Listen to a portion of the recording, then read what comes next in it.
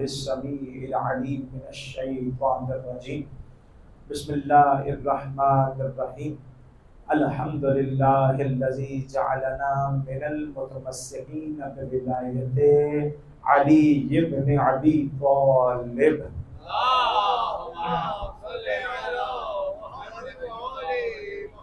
सुम्मा सलातु वस्सलामु अला अशरफिल अंबिया वल मुरसलीन व खातमिन नबिय्यीन व रहमतिल लिल आलमीन व शफीउल मुज़निबीन अबिल कासिम मुहम्मद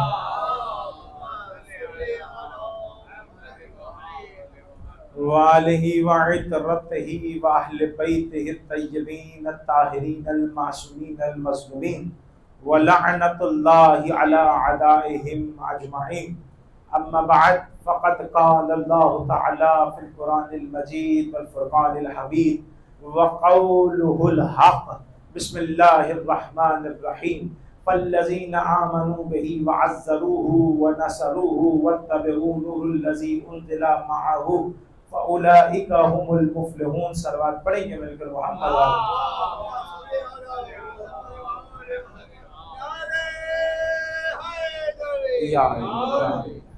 अज़ीज़ान मोहतरम, शुक्र अल्लाह का और तस्बीह सालिक की कि जिसने हमें तौफीक दी कि इस पहर यहाँ आकर अपने लिए और आपके लिए जन्नत के असबाब को मुहैया कर सके। और यकीनन ये फ़र्श इस काबिल है कि हमारी बख्शिश करवाने की हैसियत रखता है, हमारी शफाअत कराने की हैसियत रखता है। और देखिए ये फ़र्श वो है कि जहाँ से इल्म भी बढ़ता है और अदब भी बढ़ता है। मासूम फरमाते हैं कि यतीम वो नहीं है कि जिसका बाप मर जाए। लैसल यतीमुल्लज़ी, यतीम की डेफिनेशन इंसान क्या कर रहा है, मर्द क्या कर रहा है, इंसान क्या कर रहा है। यतीम की डेफिनेशन यही कर रहा है ना कि जिसका बाप मर जाए वो यतीम है। लेकिन मासूम कहते हैं अगर ऐसा यतीम है तो उसके सर पर हम हाथ रख देंगे, हम उसे यतीमी के ताने से बचा लेंगे। कि यतीम नहीं है, मेरी नज़र में वो यतीम। मौला कह रहे हैं यतीम कौन है? मौला कह रहे हैं लैसल यतीमुल्लज़ी, यतीम वो नहीं है कि जिसकी माँ मर जाए या जिसका बाप मर जाए। यतीम वो है कि जिसके पास ना इल्म है ना अदब है। काश में पहुंचा सकता, जिसके पास ना इल्म है ना अदब है, मौला उसे यतीम कह रहे हैं। यानी समझ में नहीं आने वाली बात है कि यतीम वो है कि जिसके पास ना इल्म है ना अदब है। और ये मजलिस इल्म भी बांटता है, अदब भी बांटता है। अल्लाहुम्मा सल्ली अला मुहम्मद व आले।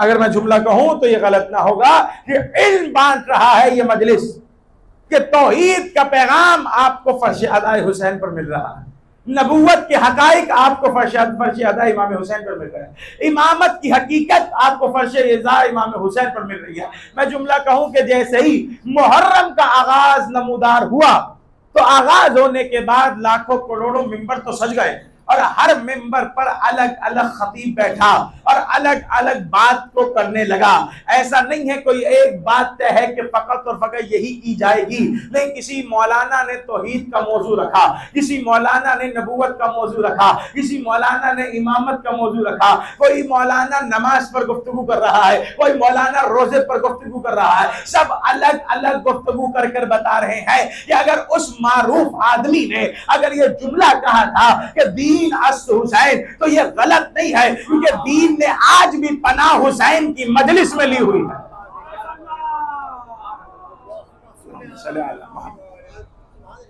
उस आरिफ ने तो जुमला कहा कि दीन अस्त हुसैन, दीन पनाह अस्त हुसैन, तो आज भी दीन ने पनाह हुसैन की मजलिस में ली हुई है। कि ये मजलिस है कि जहां तौहीद का जिक्र चल रहा है, कभी रिसालत का जिक्र चल रहा है, कभी इमामत के हकाइक पर गुफ्तगू हो रही है। और मैं जुमला कहूं कि यही मजलिस है जिसने आज तक दीन को संभाला हुआ है। तो अब ये ना कहना कि हुसैन दीन को बचा कर चले गए, हुसैन की मजलिस आज भी दीन को बचाए हुए है।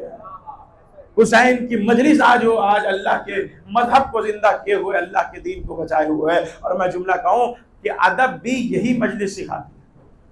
जब यहाँ तस्किरा होता है कि चचा और भतीजे का रिश्ता कैसा हो, तो कासिम और हुसैन की बात शुरू हो जाती है। जब शुरू होता है कि बाप और बेटे का रिश्ता कैसा हो तो अकबर और हुसैन की बात शुरू हो जाती है। जब बात होती है कि बहन और भाई के ताल्लुकात कैसे हों तो फिर हुसैन और ज़ैनब के ताल्लुक का बताया जाता है। तो समझ में आ जाता है कि ये फर्श वो है कि जहां इल्म भी बढ़ रहा है, जहां अदब भी बढ़ रहा है। अब मैं जुमला कह रहा हूं, ये जो मुट्ठी भर लोग मजलिसे हुसैन के खिलाफ हैं, ये इल्म और अदब के यतीम क्या जाने के मजलिसे हुसैन किसे कहते हैं। सलवात पढ़ेंगे मिलकर मोहम्मद सलाम। देखिए हमारा मकतब मकतब इल्म है, ना कि मकतब जहालत। ये आप भी जानते हैं, मैं भी जानता हूँ। क्यों? क्योंकि बाबुल इल्म हमारे इमाम हैं। हो सकता है कोई कहे छतें हैं, खिड़कियां हैं, लेकिन मैं कहूंगा चलें यहाँ तो आपने डंडी मार दी, यहाँ क्या करेंगे? कि बाकिरुल उलूम फकत हमारा इमाम है, बाकिरुल उलूम फकत हमारा इमाम है। देखिए मासूम ने जब इल्म की तारीफ की तो तारीफ करते हुए कहा कि जिंदगी और मौत की तारीफ की, कि जिंदा कौन है और मुर्दा कौन है। तो हमारे यहाँ जिंदा और मुर्दा की तारीफ क्या है? कि जिसकी सांस चल रही हो वो जिंदा है, जिसकी सांस रुक जाए वो मुर्दा है। लेकिन मौला फरमाते हैं नहीं, जिसके पास इल्म है वो जिंदा है, जिसके पास जहालत है वो मुर्दा है। यानी मौला के यहाँ जिंदगी और मौत का मयार इल्म और जहालत है कि अगर मर भी गया इल्म के साथ मरा तो वो जिंदा है, अगर झूम फिर रहा है, चल फिर रहा है, लेकिन जहालत के साथ जी रहा है तो कहा वो मुर्दा है। जिंदगी और मौत का मयार इल्म और जहालत पर है। मासूम फरमा रहे हैं अगर तुम्हारी सांस चल रही है और तुमने जहालत पर अपनी सारी जिंदगी गुजार दी है तो समझो तुम मुर्दा हो। और अगर कोई मर गया है लेकिन उसने सारी जिंदगी इल्म के खजाने समेटते हुए गुजारी है तो समझो वो जिंदा है। मैं जुमला कहने जा रहा हूं, जुमला समाप्त फरमाइएगा। इल्म और मौत, और अली ही उस इल्म का नाम है कि जिसे इल्म कहा गया है कि माँ की गोद में आया बच्चा तो अली अली कहकर इल्म को सुनाया गया, और जब कमर की लहद में उतारा गया तो अली कहकर उतारा गया। ये इल्म अली इब्न अबी तालिब है। सलात पढ़ेंगे मेरे मोहम्मद।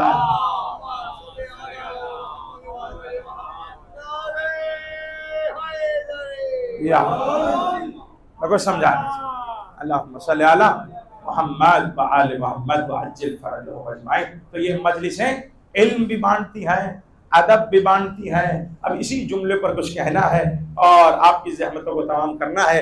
2 दिन से मजलिस का मौजू चल रहा था कि सीरत रसूल पर गुफ्तगू होगी और इमाम हसन के साथ भी रिलेट इसको रखा गया है। और कल इमाम हसन का ताबूत हो गया, आज रसूल खुदा का ताबूत होगा। इंशाअल्लाह बहुत जल्दी आपकी ज़हमतों को तमाम करने की कोशिश करूंगा। मैंने जिसे मौजू सुखन बनाया और जिस आयत करीमा को चुना वो आयत करीमा है सूरह अराफ की, कि जिसमें परवरदिगार ने इरशाद फरमाया कि पल्लज़ीना आमनू बिही, बस तुम ईमान ले आओ। किस पर? रसूल पर। बस तुम रसूल पर ईमान ले आओ। और देखो ईमान काफी नहीं है उस वक्त तक, वअज़्ज़रूहु व नसरूहु, कि जब तक तुम उस रसूल का एहतराम ना करो। अल्लाह क्या कह रहा है कि तुम ईमान तो ले आए हो तो तुम अपने आप को कोई सूरमंद ना समझ लेना, तुमने कोई बड़ा कमाल नहीं किया है। सब करते हैं, ईमान लाना कोई आसान बात नहीं, तुम ले आए हो, लेकिन इसका एहतराम भी करना। परवरदिगार एहतराम के बाद, ईमान के बाद एहतराम की शर्त कैसी है? ईमान लाने के बाद एहतराम का क्यों कहा जा रहा है? जो ईमान लाएगा यकीनन वो एहतराम भी करता होगा। कहेंगे नहीं नजर तुम्हें नहीं पता, हम जानते हैं। दिल से कहेंगे कि अल्लाह का रसूल है, जबान से कहेंगे कि अल्लाह का रसूल है, दिल में कहेंगे हम जैसा है। मेरे साथ है ना? जबान से कहेंगे कि अल्लाह का रसूल है, दिल में कहेंगे ना पढ़ना आता था ना लिखना आता था। अब इन्हीं 2 जुमलों पर गुफ्तगू रहेगी, इंशाअल्लाह जिंदगी रही तो अगली गुफ्तगू आगे चलेगी। वल्लज़ीना आमनू बिही, बस ईमान ले आओ अल्लाह के रसूल पर, वअज़्ज़रूहु, और उसका एहतराम करो। एहतराम रसूल ये नहीं है कि तुम रसूल को अपने जैसा कहो। एहतराम रसूल ये नहीं है कि तुम रसूल का बाईपास ऑपरेशन करवाओ। एहतराम रसूल ये नहीं है कि तुम रसूल को जाहिल कहो।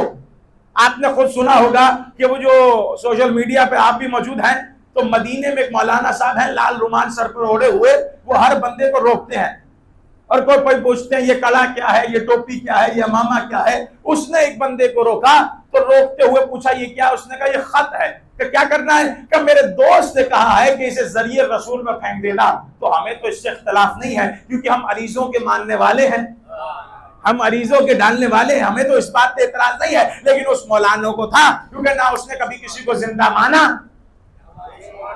ना कभी किसी की इताअत की, मैं जुमला कह रहा हूं। तो उसने कहा क्या तुम ये रसूल की जरी में डालोगे? कहने लगा बिद्दत। कहता है क्यों? क्या इसलिए कि रसूल न पढ़ना जानते थे न लिखना जानते थे। जरिए रसूल पर खड़ा होकर ये जुमला कहना तौहीन रिसालत की सबसे बड़ी बात कह रहा हूं मैं अज़ीज़ान मोहतरम। ये तौहीन रिसालत ही तो की है उसने। और उसने अगला जुमला ऐसा कहा कि मुझे और आग लग गई। कहता है कि देखो, जब भी रसूल को पढ़ाना होता था, जब भी रसूल को लिखाना होता था, वो किसी सहाबी से पढ़ाता था या किसी सहाबी से लिखवाता था। मैंने कहा लानत हो ऐसे मजहब में जिसमें उम्मत तो पढ़ी लिखी हो, नबी जाहिल हो। सलवात पढ़ेंगे मिलकर मोहम्मद आले मोहम्मद पर। तवज्जो, आप इस मकाम पर आकर जरा सुनिए और समझने की कोशिश कीजिए। अज़्ज़रू, एहतराम करिए। एहतराम ये नहीं है कि तुम रसूल को अपने जैसा समझो। हाँ, जाहिरन कह दिया कि रसूल हम तुम जैसे बशर है, लेकिन इसका मतलब यह कि तुम अपनी औकात भूल जाओ और रसूल को अपने जैसा समझना शुरू कर दो। नहीं, रसूल का मकाम वो है, रसूल का मयार वो है कि कुरान ने इरशाद फरमाया बिस्मिल्लाहिर्रहमानिर्रहीम या अय्युहल्लज़ीना आमनू ला तक़द्दमू बैना यदैहि, खबरदार अपने कदमों को रसूल के कदम से आगे ना बढ़ाना। खबरदार अपनी आवाज को रसूल की आवाज से बुलंद न करना। अगर किया तो हबाता अमालकुम, तुम्हारे साले अमाल हब्द कर लिए जाएंगे। कुरान है और इज्जत रसूल बता रहा है कि खबरदार ऐसे ना चलना जैसे अपने दोस्तों के साथ चलते हो। मैं जुमला कह दूं, आज तक बहस हो रही है कि सहाबी और अहले बैत, सहाबी और अहले बैत। एक जुमला कह रहा हूं, तारीख ने लिखा कि रसूल के फजाइलों में से फजाइल ये था, रसूल के मौजज़ों में से मौजज़ा ये था कि रसूल का अल्लाह ने साया नहीं बनाया था। रसूल का अल्लाह ने साया नहीं बनाया था। क्यों नहीं बनाया था? जब वजह बहुत सारी हो सकती है। एक वजह यह भी थी कि सहाबी रसूल के साथ साथ चलते थे, कहीं किसी सहाबी का पाँव साया रसूल पर ना आ जाए। अल्लाह ने रसूल के साए को ना बनाया। ये वह सहाबी के जिनके कदम रसूल के साए पर नहीं आ सकते हैं, और वो है अहले बैत। कभी सवारी बना देते हैं, कभी कंधों पर सवार हो जाते हैं।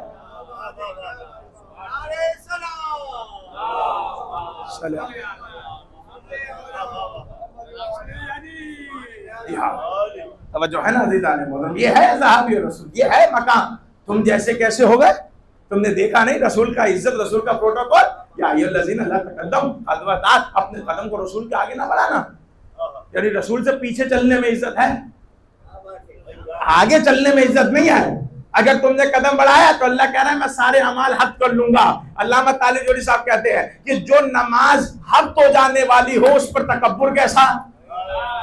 रसूल पीछे खड़े हो, कोई आकर नमाज पढ़ा जाए, भाई इसमें तकब्बुर कैसा, इसमें इतराना कैसा? क्योंकि वो तो नमाज बातिल हो गई कि जो कदम बढ़ाकर आगे बढ़ी गई। और अस्वात तो कम, देखिए कुरान मफरूजात पर गुफ्तगू नहीं करता। किसी ने आकर कदम बढ़ाया था तो अल्लाह ने कहा, किसी ने हुज्जे रसूल के बाद अब अपनी आवाज को बुलंद किया था तो रसूल ने कहा खबरदार रसूल की आवाज पर अपनी आवाज को बुलंद न करना। ये तुम्हारा दोस्त नहीं है, तुम्हारा बाप नहीं है, तुम्हारा भाई नहीं है, ये अल्लाह का रसूल है। और फिर तो एक मर्तबा कमाल ही कर दिया, कहने लगे अगर तुम्हें रसूल से गुफ्तगू करनी है तो पहले सदका दो, सदके से मानी यानी पहले पैसे दो और उसके बाद आकर रसूल से गुफ्तगू करो। और रिवायत कहती 3 दिन तक मस्जिद खाली रही, कोई मस्जिद में नहीं आया सिवाय अली इब्न अबी तालिब के। वो आते थे, कुछ देते थे, पूछते थे, चले जाते थे। किसी ने कहा या अली आपका इल्म वही नहीं जो रसूल का इल्म है? का वही है। क्या फिर आप पूछने क्या जाते हैं? क्या मैं पूछने तो जाता हूँ, साथ बताना चाहता हूँ कि मैं ही वो अली हूँ जिसने कुरान की हर आयत पर अमल किया है। मैं ही वो अली हूँ जिसने हर कुरान की आयत पर अमल किया है। और बता दिया देखो अहले बैत में और सहाब में ये फर्क है कि जब आयतें उतरती हैं तो सहाब अमल करते हैं, और जब अहले बैत अमल करते हैं तो आयतें उतर आती हैं। मकाम है, सलात पढ़ेंगे मेरे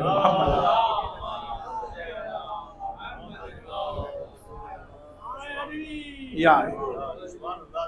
एक और प्रोटोकॉल है मेरे रसूल का, और वो मेरे रसूल का प्रोटोकॉल क्या है? कसम खुदा की, अल्लाह ने कुरान में कहा याद रखो कि रसूल की हैसियत, रसूल का प्रोटोकॉल यह है कि रसूल जो तुम्हें दे उसे ले लो, जिससे रोके उससे रुक जाओ।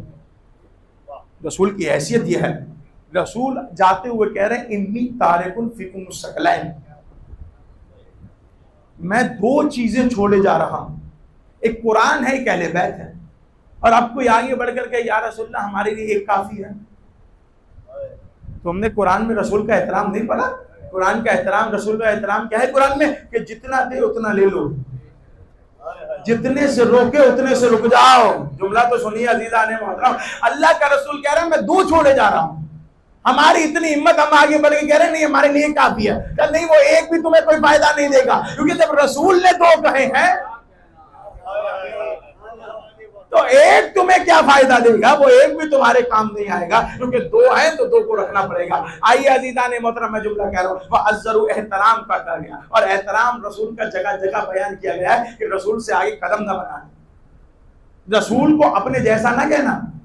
कि जो अपने जैसे कह रहे हैं रसूल को, मैं उनसे कहता हूं तुम रसूल के गुलाम अली जैसे नहीं हो। अली ने रसूल को, रसूल का अपने आप को रसूल का गुलाम कहा कि मैं रसूल के गुलामों में से गुलाम हूं। जुमला समाप्त फरमाइए, आप रसूल के गुलाम अली जैसे नहीं हैं। एक जुमला पेश करना चाहता हूं, अगर मेरे साथ रहिएगा। अल्लामा बख्श हुसैन जाला साहब ने, जो बुजुर्ग हैं वो जानते हैं कि बड़े पाए के खतीब थे, उन्होंने एक मुकदमा बांधा है अपनी किताब में। वो मुकदमे में लिखते हैं कि अली के हैं चार भाई, तीन भाई हैं, तालिब, जाफर, अकील, और चौथे खुद अली, और एक बहन बताई गई जिसका नाम है उम्मे हानी। ऐसे ही है। उन्होंने कहा ये जो तालिब है ना ये अली जैसे नहीं है, ये जो जाफर हैं ये अली जैसे नहीं है, ये जो अकील हैं ये अली जैसे नहीं। क्या क्यों? क्या इसलिए कि अगर तालिब अली की विलायत का इकरार न करें तो जन्नत मुश्किल है। या अली या अली या अली, अगर तालिब मेरे मौला की विलायत को ना माने, अगर एक ही बाप से होकर, एक ही मां से होकर, तालिब अली जैसे नहीं, जाफर अली जैसे नहीं, मैं जुमला कह रहा हूं, अगर तालिब अली की विलायत का, और फिर उन्होंने बढ़कर कहा, जब मिसाल देने के लिए समझा रहा हूं कि अली की विलायत इतनी इंपॉर्टेंट है कि अगर अबू तालिब भी इनकार विलायत करें तो विलायत किनारे विलायत करें तो आगे जाना मुश्किल है। देखो ये है अली, ये अपने भाई अली जैसे नहीं है। अली के बगैर, यानी अली वो है कि जो अपने अब्बा का भी इमाम है, जो अपनी अम्मा का भी इमाम है। या अली, मैं जुमला कहने जा रहा हूं। कहा यहाँ फातिमा बिनते असद का इंतकाल हुआ, यहाँ इंतकाल होना था, अली घर से चले रसूल के पास आए। रसूल ने अली के चेहरे को देखा, या अली क्या मामला है? कहा या रसूल अल्लाह मेरी माँ का इंतकाल हो गया। रसूल ने कहा ये ना कहो, ये कहो कि मोहम्मद मुस्तफा की माँ का इंतकाल हुआ है। बचपन से पाला था, अली को बाद में नवाला दिया, पहले रसूल के मुंह में डाला, रसूल की परवरिश की है। कभी हकीमा खातून से फारिग हो, हलीमा खातून से फारिग होकर अबू तालिब की परवरिश भी कोई देखे तो समझ में आए कि अबू तालिब ने पाला था तो वो किस मकाम का था। मैं जुमला कह रहा हूं अज़ीज़ान मोहतरम, में जुमले को समाप्त फरमाइएगा। आइए जरा हलीमा खातून के तो बहुत से फदाइल आपने सुन लिया, कभी ये भी तो सीखिए कि अबू तालिब ने और फातिमा बिनते असद ने किस तरह से हजूर की परवरिश की है, किस तरह से हजूर को पाला है। देखिए, और शायर क्या कहता है? कहता है कि पहले ये सोच दहर का सुल्तान कौन है, फिर देख जिसके उसमें है एहसान कौन है। मुझसे न पूछ के मेरा इमरान कौन है, तू ही बता नबी का निकाह खान कौन है।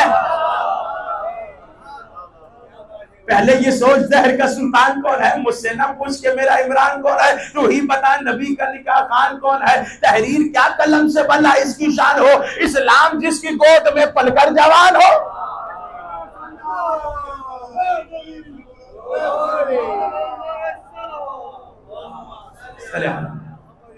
इस्लाम जिसकी गोद में पलकर जवान हो वो अबू तालिब के जिसकी गोद को खुदा अपनी गोद कहे।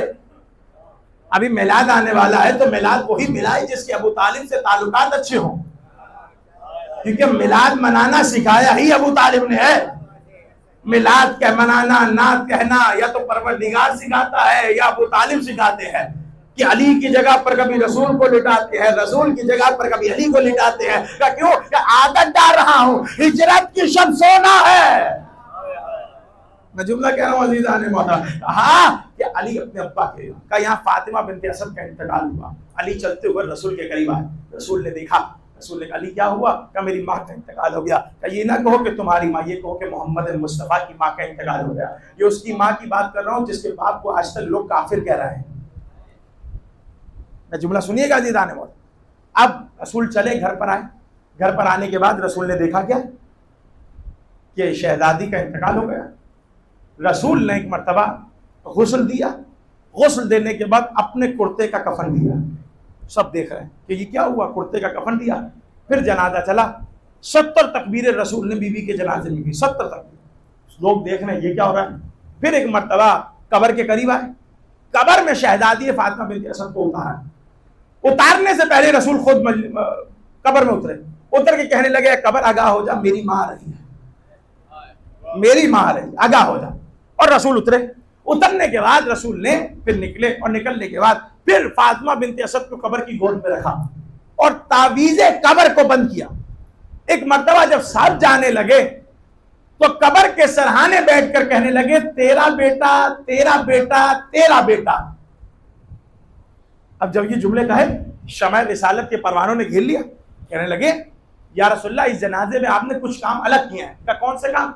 का पहले आपने अपने कुर्ते का कफन दिया। कहा हाँ, जब मैंने अपनी माँ के सामने इस बात को बताया था कि महशर में सब बेलिबास उठेंगे, बरहना उठेंगे, तो मैंने कहा था माँ, तो मेरी माँ रोने लगी। तो मैंने कहा माँ, आप मोहम्मद की माँ हैं, आप मेरा कुर्ता पहनकर उठेंगी।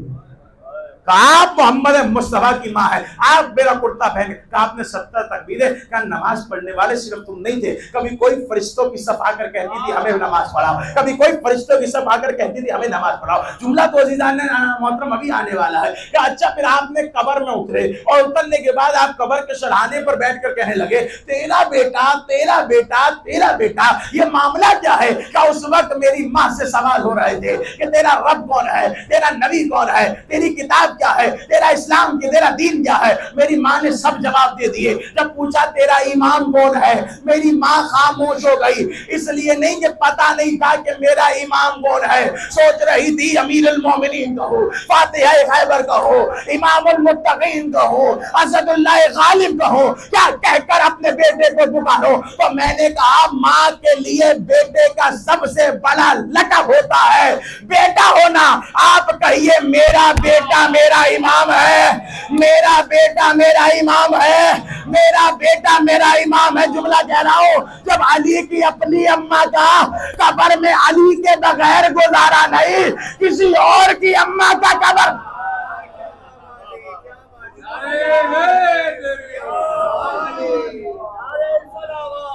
अल्लाहुम्मा सल्ली अला मुहम्मद व आले मुहम्मद।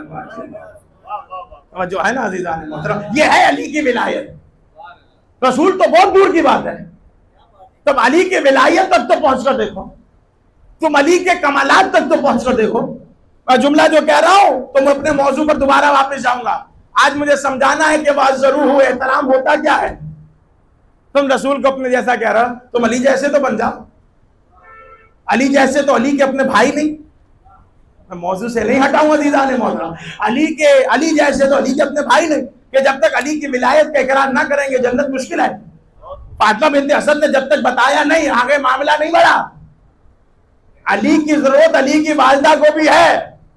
जब अली की वालिदा को है तो दूसरी की वालिदा कैसे बख्शी जाएगी, कैसे आगे चले जाएगी? का ये है रसूल का मयार, ये है रसूल का मकाम कि तुम अली के रसूल के गुलाम जैसे नहीं हो। तो रसूल तो वो दूर की बात है। अब थोड़ा सा आगे चलिएगा, जुमला कहना चाह रहा हूं। अब आए रसूल, रसूल ने जिंदगी है रसूल की, तो रसूल की जिंदगी में एक रसूल का काम यह था कि अपने वसी को पहचानवाएं, अपने वसी का ऐलान करवाएं। ये हर नबी की जिम्मेदारी। मूसा से कहा हारून का तारुफ करवाओ, ईसा से कहा अपने वसी का तारुफ कराओ, जनाब सलमान से कहा कि आसिफ इब्न बरखिया का मकाम दिखाओ। तो सबकी जिम्मेदारी थी कि अपने वसी को पहचानवाएं। अब रसूल की जिम्मेदारी भी थी कि अपने वसी को पहचानवाएं। देखिए, इल्म के बगैर कभी मौजज़ा नहीं होता। मौजज़े के लिए जरूरी है कि इल्म हो। तवज्जो है। अब रसूल बैठे हैं, कोई आ गया, कहने लगा या रसूलल्लाह, अली को जिंदा करवा दीजिए। मेरे रसूल को जाहिल कहने वालों से गुफ्तगू कर रहा हूं, मेरे रसूल पर तोहमत लगाने वालों से कि ना लिखना जानते थे ना पढ़ना जानते थे, उनसे बात कर रहा हूँ। आकर कहते थे या रसूलल्लाह वो मुर्दा हो गया, चलकर उसे जिंदा कर दीजिए। रसूल कहते थे कौन मर गया? का वो का जिंदा करना, का जिंदा करना। रसूल कहते थे अली इधर आओ, और अपनी वो चादर जिसका नाम था रिदाए मुस्तजाब वो अली के कांधों पर रखकर कहते थे अली जाओ जिंदा कर आओ। क्यों? बताना चाहते थे जो मैं कर सकता हूँ वो मेरा वसी भी कर सकता है। अब अली जाते थे, अली ठोकर मारते थे, मुर्दा जिंदा हो जाता था, वापिस आ जाते। लोग कहते थे इसमें अली का कमाल नहीं है, इसमें उस चादर का कमाल है जो रसूल की है। उसे अली कसम खुदा की, मैं कहता हूँ चलो अली की फजीलत किसी और मकाम पर, कम से कम किसी चादर की फजीलत तो समझ में आई। जब तुम्हारे लिए रसूल की चादर की ये अहमियत है तो जो चादर रसूल को शिफा दे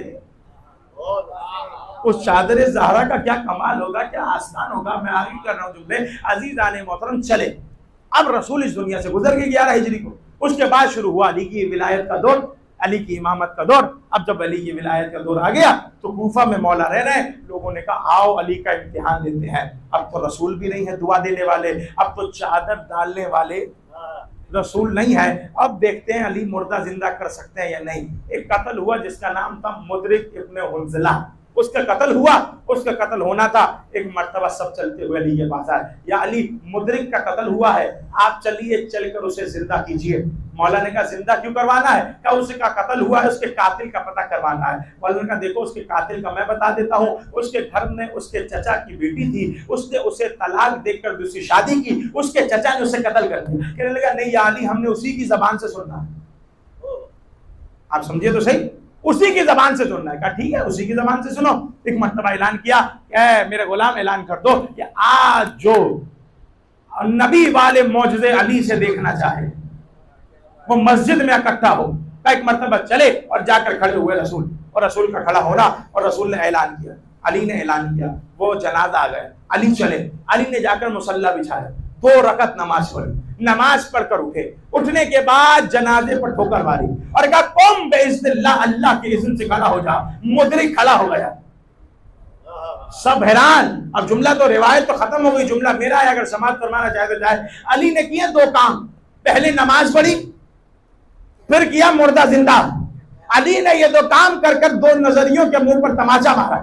नमाज पढ़कर एक मर्तबा नुसैरी को बुलाया, का देखो मैं खुदा नहीं हूं, और मुर्दा जिंदा कर कर ये मुकस्सिर को बुलाया, देखो मैं तुम जैसा नहीं हूं,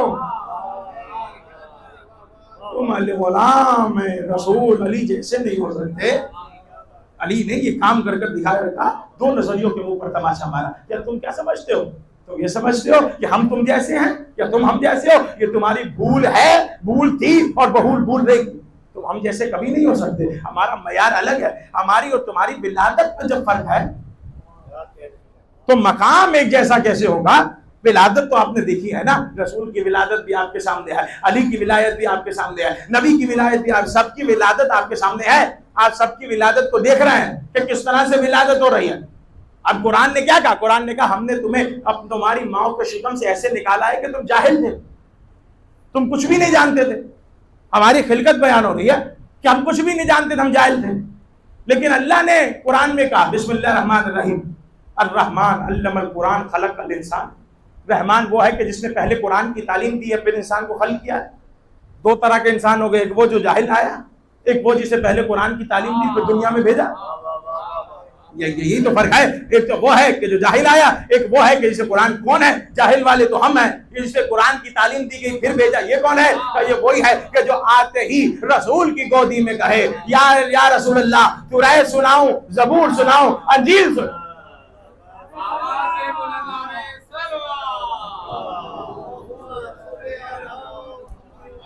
ये है इल्म कि जो आकर, अब मैं जुमला कहना चाह रहा हूं अपने रसूल की, अली की जात पर, अली का इल्म इतना था। मेरे रसूल को जाहिल कहने वालों, मेरे रसूल को अनपढ़ कहने वालों, मेरे रसूल का एहतराम करो।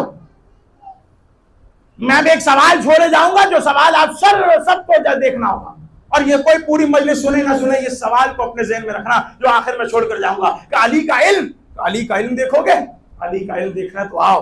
एक मर्तबा कुरान ने इस वाक़े को नकल किया कि जनाब मूसा ने अपने दरिया को पार किया।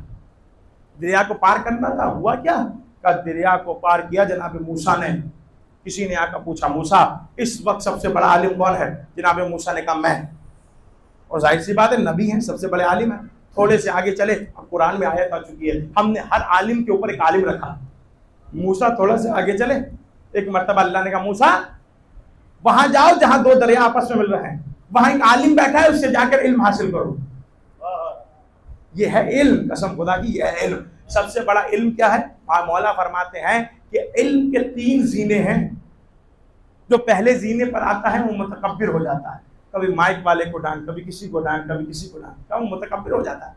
कभी बच्चे ने मजलिस में शोर कर दिया, उसे डांट कर बाहर कर दिया, क्या ये मुतकब्बिर हो गया? इल्म का पहला जीना। क्या जब इल्म का दूसरा जीना आता है उसमें आजिज़ी आ जाती है, उसमें इंकिसारी आ जाती है।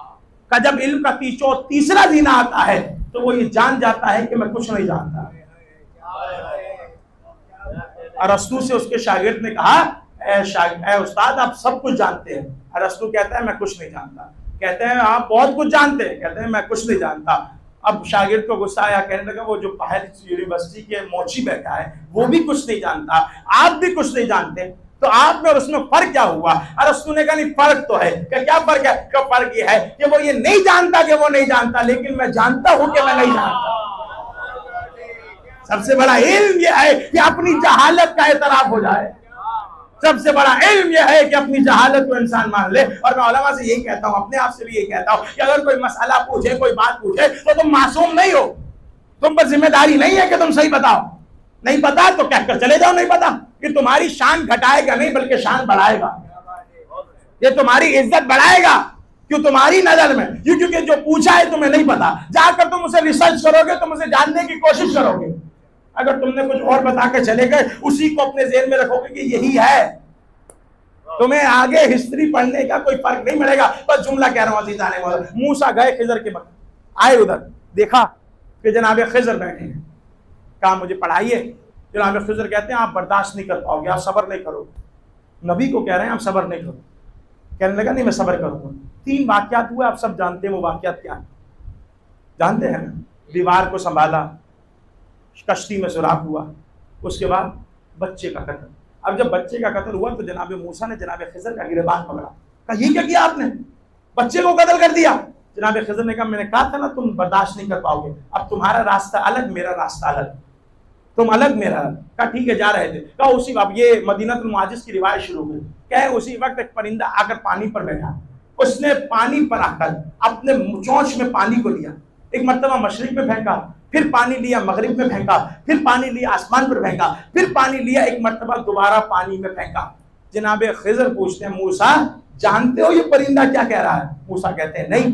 मूसा कहते हैं खिजर आप जानते हो कि ये परिंदा क्या कह रहा है? कहता है मैं भी नहीं जानता। अल्लाह कहता है मैंने हर आलिम के ऊपर एक आलिम रखा है, अब इनसे बड़ा कोई आलिम आएगा जो बताएगा कि ये परिंदा क्या कह रहा है। और रिवायत कहती है कि एक मर्तबा एक जवान घोड़ा सवार आया और आकर कहने लगा मैं जानता हूं कि ये परिंदा क्या कह रहा है। क्या कह रहा है? क्या ये परिंदा कह रहा है एक आखिरी नबी होगा, उसकी हुकूमत मगरिब में भी होगी, उसकी हुकूमत मशरिक में भी होगी, उसकी हुकूमत आसमानों पर भी होगी, उसकी हुकूमत जमीन पर भी होगी। क्या ये जो इसने पानी का कतरा लेकर दोबारा पानी में फेंका, इसका मतलब क्या है? क्या ये कह रहा है उसका एक वसी होगा जिसका नाम अली होगा, उसके इल्म के आगे तुम्हारा इल्म समंदर के सामने कतरा।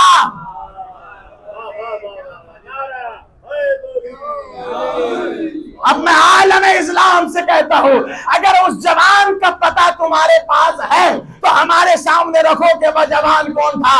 अगर नहीं तो मौला ने खुद खुतबा देते हुए कह दिया अना मुअल्लिम खिजर व मूसा, मैं ही तो था जो खिजर व मूसा को तालीम दे रहा था।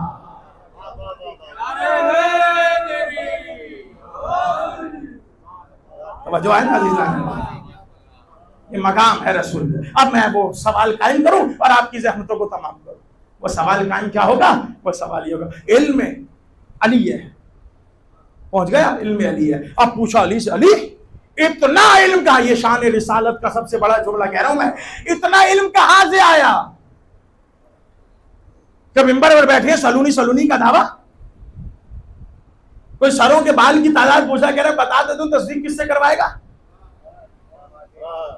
अली का मयार यह है कि बैठ कर फैसले कर रहा है, जिसका बच्चा है उसको वापस कर रहा है। जो झूठा है उसे पलटा रहे। ये मकाम है ना कसम खुदा की अली का। अली का इतना इल्म, इतना इल्म, इतना इल्म। पूछा या अली इतना इल्म कहाँ से आया? क्योंकि वो देख रहे थे कि वो दरबार में बैठे हैं खिलाफत, और एक मर्तबा कोई आया, उसने सवाल किया कि इसका सवाल का जवाब कुरान से दीजिए। उसने लिया, नहीं मिला, नीचे वाले उलमा को दिया, नहीं मिला, वो परेशान कर क्या करें। कहा इससे 3 दिन का वक्त दो। 3 दिन के बाद वो आया, का जवाब दीजिए। का जवाब तो यह है कि इसे कत्ल कर दो, ये मुसलमानों के अकीदे खराब करना है। ठीक है कत्ल कर दो, लेकिन साबित हो गया ये कुरान अल्लाह की किताब है ना, ये दीन अल्लाह का है। अब बात आ गई दीन पर, तो क्या करें? किसी ने कहा अभी भी दीन का एक वारिस अली मौजूद है, जाओ उसके दरवाजे पर। अब खिलाफत चलती हुई इमामत के दरवाजे पर है। आकर दस्तुल बाब किया, अली ने दरवाजा खोला कि क्या मामला है? कहा हमें इस सवाल का जवाब कुरान से चाहिए।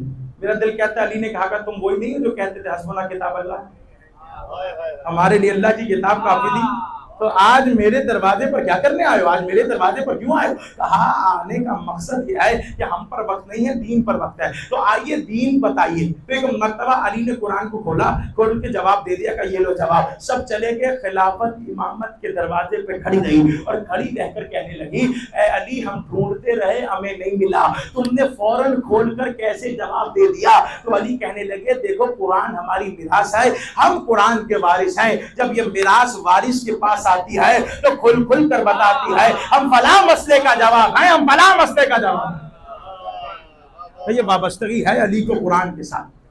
और ये बताया किसने? अली इब्न अबी तालिब ने। जब ये बयान किया तो बयान करते करते उसने देखा कि अच्छा अब जब भी खिलाफत को कोई भी मुसीबत आई, इमामत के दरवाजे पर आकर बैठ गए और कहने लगे या अली इतना इल्म कि ना कभी किसी से पूछा, ना कभी सोचा, ना कभी पढ़ा, फौरन जवाब दे दिया। अली ने कहा तेरे हाथ की उंगलियां कितनी है?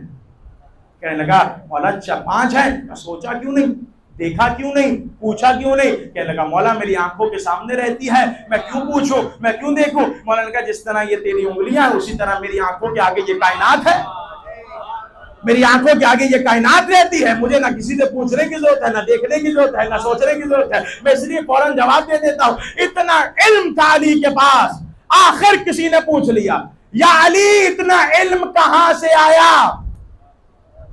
यही तो मैं लाना चाहता था अज़ीज़ाने मोहतरम। अली के गुलाम के इल्म से तुम्हें सरकार का इल्म समझ में आएगा। मैं जुमला कहूं, कहा अली इतना इल्म कहां से आया? अली ने कोई लंबी चौड़ी तकरीर नहीं की, अली ने सिर्फ एक जुमला कहा हाजा लो आबे रसूल अल्लाह। खत्म शान रिसालत का जुमला, खत्म हो गई मेरी मजलिस, मैंने अपना जुमला कह दिया। अली ने कहा हाजा लुआबे रसूल अल्लाह, ये रसूल के लुआब का सदका है। जिसका लुआब इस कदर हो कि अली का इल्म बनता हो, उसका खून की कुदरत क्या होगी, उसके खून का मेयार क्या होगा, उसके खून की ताकत क्या होगी। बस आखिरी जुमले और आपकी ज़हमत तमाम, और यही मरहला फिक्र है और यही आपके जहनों में बिठाना था कि खून और होता है, लुआब से अली का इल्म बना। अली ने ये नहीं कहा मैंने खुद हासिल किया, अली ने ये नहीं कहा मुझे अल्लाह ने दिया, अली ने कहा ये रसूल के लुआब का सदका है, ये जो लुआब मुझे मिला है रसूल की गुट्टी से, ये है मेरे इल्म का माना। अब मैं जुमला कह रहा हूं, अब मेरा आपसे नहीं, ये है हमारा अकीदा। अब मेरा आलम इस्लाम से सवाल है कि मुझे कम से कम अली का कोई गुलाम तो, अली का कोई उस्ताद बनाकर दिखाओ। इनसे मेरा सवाल है कि कोई तो अली का उस्ताद दिखाओ, कोई झूठी से झूठी रिवायत कि अली ने किसी के आगे घुटने टेके हो कि मुझे पढ़ाइए, या किसी ने झूठा ही दावा किया हो कि मैं अली का उस्ताद हूं, नहीं मिलेगा तारीख में।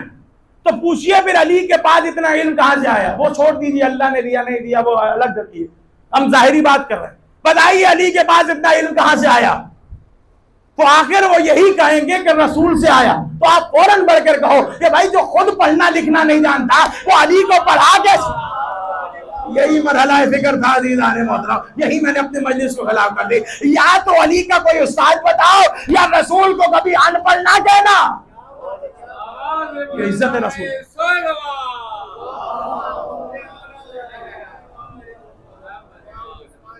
ये है मकाम रसूल, ये है इज्जत रसूल कि जिसका गुलाम अली जैसा हो उसको तुम अनपढ़ कहो, तो अली का उस्ताद तो ढूंढ के दो, पता तो चले। कोई झूठा दावा कर दिया हो किसी ने, जो खुद अनपढ़ हो वो किसी को क्या पढ़ाएगा?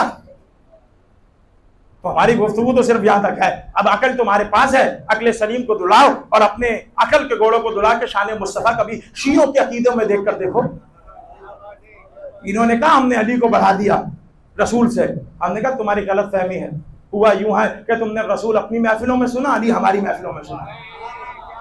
हुआ ये कि तुमने अली अपने मौलवी और रसूल अपने मौलवियों से सुना, अली हमारे मौलवियों से सुना, तो तुम्हें लगा कि हमने बढ़ा दिया। हमने अली को नहीं बढ़ाया है, तुमने रसूल को इतना घटाया है कि अपने जैसा कह दिया है। तुमने रसूल की तौहीन किया है। तौहीन रिसालत पर नारे लगाना और होता है, तौहीन रिसालत साबित करना और होता है। रिसालत की तौहीन किस किस ने की है आपको नहीं पता? आप जानते हैं कि किस किस मकाम पर रसूल पर हमला हुआ? रसूल ने जगह छोड़ी, फिर हमला हुआ। क्यों? क्योंकि वो चाहते थे कि रसूल मारे जाएं। जब रसूल मारे जाएंगे तो क्या होगा? जब रसूल मारे जाएंगे तो दीन खत्म हो जाएगा, हम दोबारा अपने बुतों की तरफ पलट जाएंगे, हम दोबारा अपने बुतों की पूजा करेंगे। यही तो उनका था। लेकिन अल्लाह कह रहा है हबीब आप ऐलान कर दीजिए, काफिर आपके ऐलान से मायूस हो जाएगा। और वो ऐलान क्या था? मन कुंत मौला फहाज़ा अली। अब एक मरतबा रसूल ने ऐलान किया तो काफिर क्यों मायूस हो रहा है? मौला के फजाइल तो पहले भी बयान हो रहे थे, बाद में भी बयान हो रहा है, काफिर इस ऐलान से मायूस क्यों हो रहा? क्योंकि वो सोच रहा था कि जब रसूल मारे जाएंगे दीन खत्म हो जाएगा। लेकिन गदीर में रसूल ने अली की विलायत का ऐलान करके बता दिया कि देखो मेरे बाद तुम्हारा मौला ये है। वो समझ गए कि अब दीन को संभालने वाला अली है, हम दीन को नुकसान नहीं पहुंचा सकते। फिर भी मायूस नहीं हुआ, क्योंकि मौला तो रसूल कह रहे थे। क्योंकि रसूल ने वहां पर सारा शजरा बयान किया। रसूल ने कहा मेरे बाद अली है, अली के बाद हसन है, हसन के बाद हुसैन है, हुसैन के बाद ज़ैनुल आबिदीन के बाद बाकिर है। पूरा बता दिया और काफिर मायूस हो गया। इतने बारिश आ गए, अब दीन कहाँ जाएगा? अब दीन तो कोई मकाने वाला नहीं होगा, कसम खुदा की। रसूल पर हमले हो रहे हैं और आखिर वक्त आया। आप भी जानते हैं काफ़ी रिवायतों में आया कि रसूल को खैबर के दौरान जहर भी दिया गया। दूसरी रिवायतें आपने ये भी देखी कि दवाई के जरिए में घर में जहर दिया गया। आप जानते हैं कौन जहर दिया गया? और वो जहर का असर ये था। और ये भी जुमले मिलते हैं कई किसी ने कहा, रसूल ने कहा कि दवाई लाने वाले पर भी लाना है, दवाई देने वाले पर भी लाना है। बीवी ने, रसूल ने ये लानत दी थी। अब मैं जुमले कह रहा हूँ, जुल्म की इंतहा देखिए और तौहीन रिसालत देखिए। ये बीबी ज़हरा का, रसूल अल्लाह का आखिरी वक्त है, लागर हैं, उठ नहीं सक रहे हैं, चल फिर नहीं सक रहे, बिल्कुल बिस्तर पर हैं। और बीबी और रसूल, जब रसूल अल्लाह को आँख खुलती है रसूल की, गशी से तारी होते हैं रसूल, तो एक मरतबा कहते हैं मेरे महबूब को बुलाओ। तो एक बीवी जाकर अपने बाबा को बुला लाती है। इस वक्त पर भी कोई साजिश, इस वक्त पर भी ऐसी तौहीन कि रसूल कह रहे हैं मेरे महबूब को बुलाओ, मैं तकलीफ में हूँ, तो किसी और को बुला के लाया जाता है, दोबारा कहा जाता है, फिर किसी और को बुलाया जाता है। अब रसूल से बर्दाश्त नहीं हुआ, रसूल बड़े लागर हो चुके हैं। रसूल ने कहा मैंने कहा है मेरे महबूब को बुलाओ। एक मरतबा अली को बुलाया, अली करीब आए, अली को एक मरतबा अपने करीब किया। अली के कान में मेरा दिल कहता है क्या होगा, या अली मेरे बाद तलवार ना उठाना, सहरा की पसलियां टूटेंगी।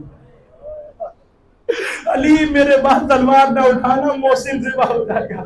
अली मेरे बाद तलवार ना उठाना, ज़हरा पे जलता हुआ दरवाजा गिरेगा। मेरा दिल कहता है रसूल ने कहा होगा मेरी बेटी का ख्याल रखना। अज़ादारान मज़लूम करबला में का जुमला पढ़ूंगा। रसूल का आखिरी वक्त है। 28 सफर से 3 दिन पहले की रिवायत आपके होश गुज़र करो, अगर सुन सके तो सुनिएगा। रिवायत कहती है कि रसूल अल्लाह को देखने के लिए मदीने वाले तरस रहे, क्योंकि रसूल आराम कर रहे हैं, रसूल बिस्तर मर्ग पर हैं और देखने के लिए तरस गए। उन्होंने कहा हम रसूल की जियारत करना चाहते हैं, सलमान जैसे, अबू ज़र जैसे, हम रसूल को देखना चाहते हैं, हम रसूल की जियारत करना चाहते हैं। रसूल अल्लाह को पता चला, रसूल ने कहा सबको मस्जिद नबी में बुलाओ, मैं भी मस्जिद नबी में आऊंगा। 4 कदमों का फासला है मिंबर से और रसूल अल्लाह के दरवाजे से। रिवायत कहती है कितने मिनट लग गए रसूल को यहाँ से वहां जाते हुए। पहले अली ने संभाला और फिर चचा ने संभाला, संभाल कर रसूल बड़ी मुश्किल मंजिल से मिंबर तक आए और मिंबर पर आकर कहने लगे, ऐ मुसलमानों, मैं इस दुनिया से जाने वाला हूँ, मेरे ऊपर अगर किसी का कोई हक हो तो मैं उसे देने के लिए तैयार हूँ, ताकि कोई मुझे महशर में सवाल ना कर पड़े। एक मर्तबा सबने कहा, नाया रसूलल्लाह, आपने हमें जीना सिखाया, आपने हमें इज्जत सिखाई, आपने हमें बंदगी सिखाई, आप पर हम पर क्या हक हो सकता है। एक बंदा उठकर कहने लगा, या रसूलल्लाह, आप इतना असरार कर रहे हैं तो मेरा आप पर एक हक है। का बोलो क्या हक है। का जब माले गनीमत को इकट्ठा किया जा रहा था, वहां आपने अपने ताजिया को, ताजियाने को हिलाया था, वो ताजियाना मेरी पुश्त पर लगा था, मैं वो ताजियाना मार कर बदला लेना चाहता हूँ, मैं अपना हक वापस लेना चाहता हूँ। रसूल अल्लाह ने कहा, हाँ तू ले सकता है। अदादारा ने, मजलूम में करबला, सब ने कहा, अरे तू कैसा शख्स है, और रसूल लागर है, और रसूल बीमार है, रसूल के जिस्म में जहर का असर है, और तू उसे मारना चाहता है। कहता मेरा तो हक है, रसूल देना चाहे तो दे, वरना रसूल की मर्जी है। रिवायत कहती है, रसूल ने हसन हुसैन को बुलाया, कहा हसन हुसैन घर जाओ, मेरा वो ताजियाना उठा कर लाओ, वही ताजियाना तो लगा होगा। हसनैन चलते हुए घर आए, घर आकर देखा, यहाँ ताजियाना उठाया, वहां सहारा की नजर गई। हसन, ताजियाना कहाँ लेकर जा रहे हो। अम्मा, किसी ने रसूल से हक मांगा है। अब ज़हरा की हालत तब्दील हो गई। हसन हुसैन, नाना को ताजियाना न लगाए, हसन हुसैन तुम आगे आ जाना, हसन हुसैन तुम अपने हक को अदा करना। ताजियाना चला, घर में ज़हरा की तबीयत डाल है, कभी किसी चीज को पकड़ कर होती है, कभी बाबा की खैरियत मालूम करवाती है। अदादारो ताजियाना आया, वो ताजियाना क्या मारना था। कहता है, या रसूल अल्लाह, जब आपका ताजियाना लगा था ना, तो मेरे बदन से कुर्ता हटा हुआ था, आप भी अपना कुर्ता हटाइए। कुर्ता हटा, मोहरे नबूवत को देखा, मोहरे नबूवत को चूमा। अब मेरा रसूल घर पर आया, अब बीबी ने बढ़कर गले से लगाया, बाबा ताजियाना लगा, का नहीं ज़हरा ताजियाना ना लगा। और ज़हरा, तू ताजियाने पे क्यों रोती है, तुझे तो एक ऐसा ताजियाना लगेगा और तेरा हाथ टूट जाएगा। अदादारा ने मजलूम करबला, रसूल का आखिरी वक्त है। 3 दिन मेरे रसूल ने बड़ी अजियत में गुजारे। फिर ये 28 सबर का दिन आया, ज़हरा की झोली में, ज़हरा के ज़ानों पर मेरे रसूल का सर है। दरवाजे पर एक मर्तबा दक्कुल बाप हुआ, दक्कुल बाप होना था दरवाजे पर। कहा कौन है, कहा मुझे रसूल से मिलना है। बीबी ने कहा रसूल आराम कर रहे हैं, रसूल बड़े दिनों के बाद इस तरह आराम कर रहे हैं, आने वाले तो वापस चला जा।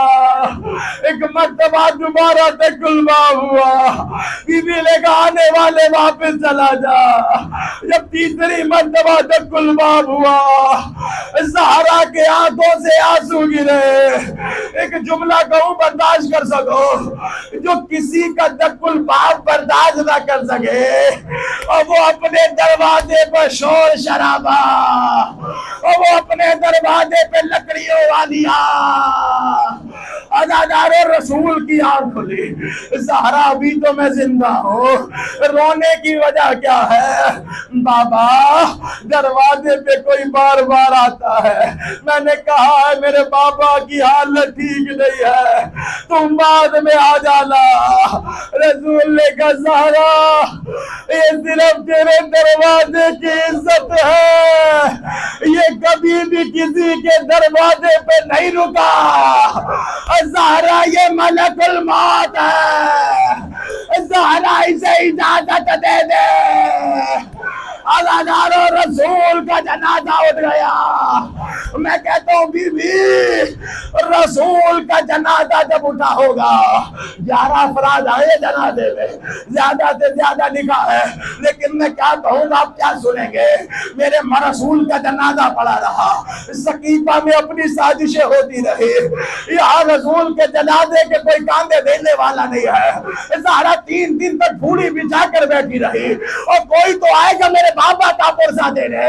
मैं कहूँगा बीबी, लेकिन आपके नसीब अगर गुस्ताखी न हो तो मैं जुमला कहूँ बीबी, आपके नसीब है कि जब आपको बाबा के जनाजे से जुदा किया गया तो आपको बड़े प्यार से हटाया। अरे ये रसूल की बेटी के नसीब, और करबला में हुसैन की बेटी के नसीब तो देखो। और जब बाबा की लाशें से हटाया और शिमर ने तमाचा मारा, और शिमर ने तादिया ना मारा, लाओ मेरे रसूल का ताबूत। अदादारो ये ताबूत आ रहा है, इस ताबूत को देखो। या रसूल अल्लाह, रसूल हम होते हम कांदा देते। ज़हरा का बाबा चला गया, ज़हरा यतीमा हो गई।